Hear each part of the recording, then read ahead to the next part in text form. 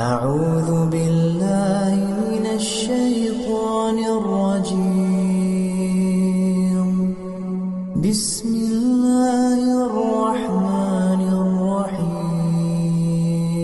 ومن تاب وعمل صالحا فإنه يتوب إلى الله متابا والذين لا يشهدون الزور وإذا مروا باللغو مروا كراما والذين إذا ذكروا بآيات ربهم لم يخروا عليها صما وعميانا والذين يقولون ربنا هب لنا من أزواجنا وذرياتنا قرة أعين وجعلنا للمتقين إماما أولئك